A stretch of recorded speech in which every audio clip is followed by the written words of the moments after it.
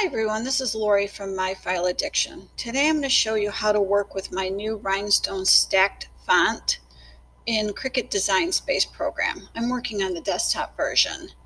So I'm going to select Upload, Upload Image, Browse, and then I'm going to go to the folder where I downloaded the zip file. After I've downloaded the zip file, I right-click on it, and you would hit Extract All, and what that will do is that will unzip the file and create a second file for you. On this one, you can click on that file and you would select Open, and now you can see all the individual files that are included in the zip file, or that were included in the zip file. If you can't see your file extensions, your computer might have something say like this, and you say, oh, there's no SVG file. Well, there's a little slider bar here that if you left click and you hold down your cursor, you can slide that open, and then you can see in fact that there are two SVG files. For Design Space users, you want to click on the one that says Cricut Brother. This one has been formatted for your program. So we're going to select Open.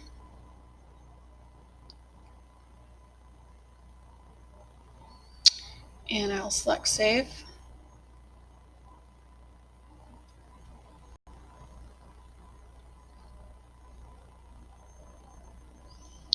Selecting the file, hit Insert Image.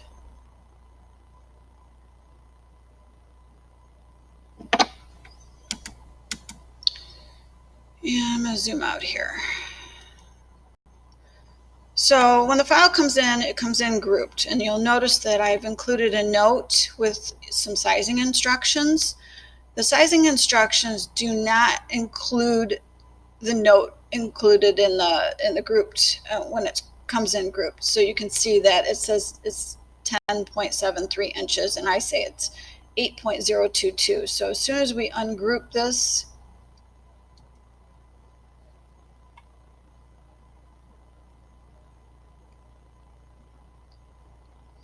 and if we select just the file, we can see that the sizing is correct. So now we know that this particular font or design is sized correctly for an SS10 stone size, which that's the size that I made it for. So I'm going to delete our note here. So the first thing we're going to want to do here is it's easier to work with the stackable font when all of these pieces are grouped together. Right now, they're basically 5 separate pieces for each letter. The individual circles are grouped together for your program, but I specifically left these ungrouped, so if you wanted to create separate templates with different color combinations, you could do that.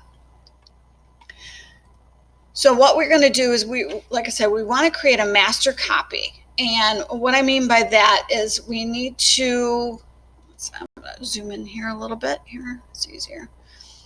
We're going to select all the pieces for the letter, and we're going to select group. And what this does now is this groups them all together, so now they're one piece. So basically they're one letter, and it's easier to work with them this way than having 5 separate pieces, and you might accidentally forget to grab a piece, something gets misaligned. This way we know everything stays aligned. So if we do this and we go through and we do that for every single letter, and what you're going to want to do is you're going to want to save, like I said, you want to save this as a master copy in your projects. So every time you go to use this font, you're going to go into your projects and bring up your master copy, and not go into your files and bring in the SVG again. Because if you do that, then all of your letters will be ungrouped and you'll have to go ahead and group them again. So I've already, so you would go into, basically, you would go into Save, you would name your project, you can name it whatever project, or give it whatever name you want, so you know that that's the group version. So I've already went through and created that one. So I'm going to delete this and I'm going to go into my projects, and this is my grouped one. Select customize. I'm just going to hit replace here. And now when I zoom out, I saved it with the note here, but now as you can see, all of my letters are now all grouped together. So now we're going to go ahead and we're going to build our word here. So I'm going to start off by, let's do Patriots. It's red, white, and blue, so I'll just pick that right now. So I'm going to do P-A-T-R-I-O-T.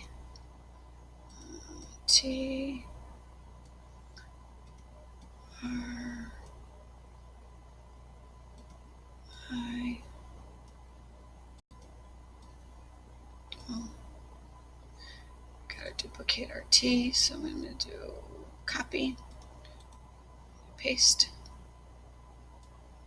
T, and we're going to do S. Okay.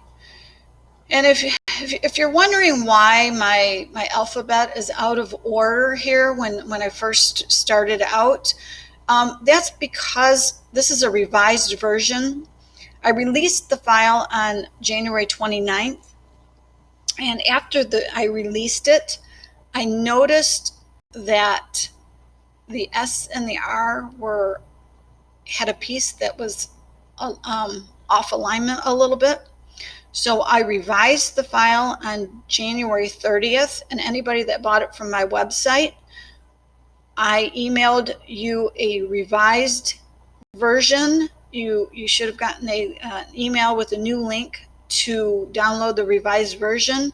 The original version had the alphabet in alphabetical order, and the revised version, I specifically made it out of order so that you could determine which is the correct version. So if you're working with the version that is in alphabetical order, that's an older version. If you're working with the version that begins with the section with the letter J, then that's the correct version, and everything should be good. So now, as you can kind of see, everything's kind of jumbled up, and that's fine. So you can go and you can use your alignment tool, and we can do align to bottom. Or you could do align to top. Either way, it's going to create the align. They're going to align all the letters to the bottom or the top, so it's going to make them evenly up and down. Unfortunately, I tried to do the alignment horizontally.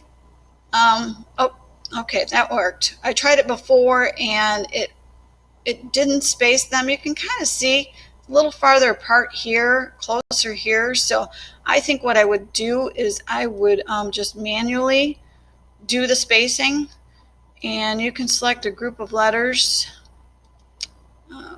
Let's see, let's start with the P here first, and I'm just using my arrow key and moving it in. So now you can do a couple letters at a time here, and that looks good. And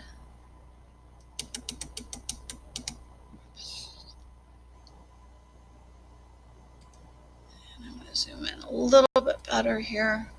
Sometimes zooming in make sure it lets you see things a little bit clearer.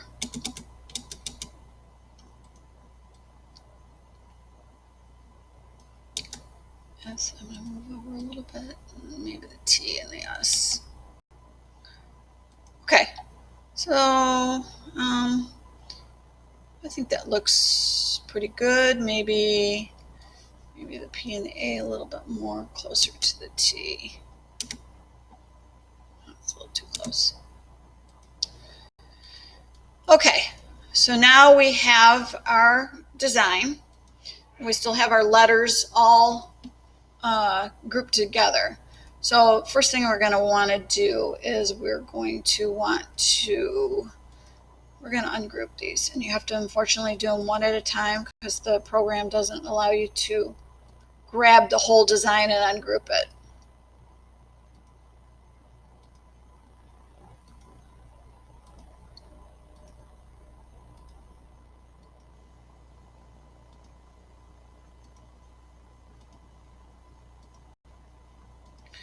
Okay.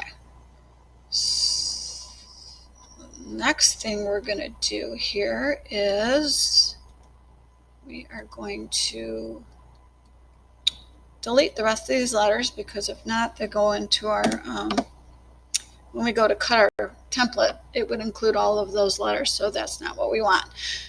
If you wanted to create this and save this file, you can do that without overwriting your master copy. What you would do is you would go under Save, and as long as you hit Save As, you could name this Patriots. You could click Save, and then it creates a whole separate second file. So you want to make sure you use that Saved As option. That way it won't override your original file. Okay, so now we have a couple options with this particular font. You can create as many templates as you want for your color combinations that you're going to do for your wording, or you can cut one template and it can be used for a 5-color design, a 3-color design, a 2-color design. You have to be a little creative, but in the long run, it's going to save you template material. It's going to save you from having to cut, if you have a team that the same team name, but they have, one has 3 colors, one has 2 colors. It'll save you from cutting multiple templates. So what you would do is, I'm going to make a copy of this so I can show you the difference between the two. Copy, paste. Okay, so if you wanted to cut this as one template, you would select the entire design and you go to Attach. And now all of these pieces are all attached, so this is going to cut the template exactly the way it is, all as one piece. Now if you wanted to cut 3 separate templates, what you would have to do is you would have to select, I'm going to zoom in here again. You would have to select this line, select Attach, this line, Attach, and then you would click on this one, hold down your Shift key, click on that one, and we want to attach the 2 red pieces. And by doing that, it's going to keep them spaced this far apart so that they would basically cut that way. That way, when you were lining up your crystal pieces, those would fall in line. So you wouldn't have to worry about lining them up all separately. Yes, you're going to use more template material because you're going to have this wasted space here, but it's going to help with your alignment if you would do it, if you do it that way. So we're going to do the same thing for the crystal. We're going to hit Attach.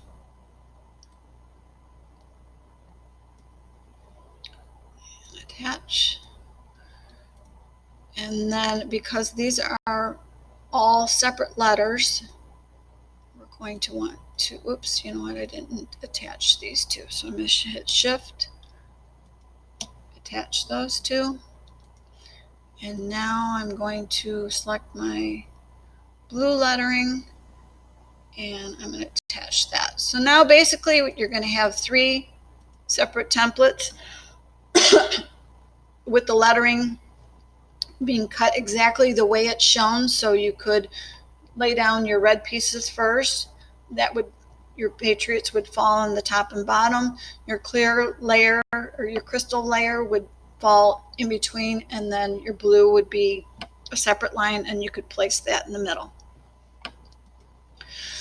So, okay, so now you ask, let's go back to cutting one template and doing multiple colors. Let's zoom out here. Okay, so you ask, how can I do that? Well, basically what you would do is you would cut a piece of transfer tape, and I'm going to draw a shape here that would represent my transfer tape. Okay, I'm going to unlock this, and I'm going to make it a rectangle. So you're going to cut your transfer tape the length of your design, or a little bit longer, just enough to be able to cover up some holes. So this is our transfer tape. So if we wanted to brush in our red stones first,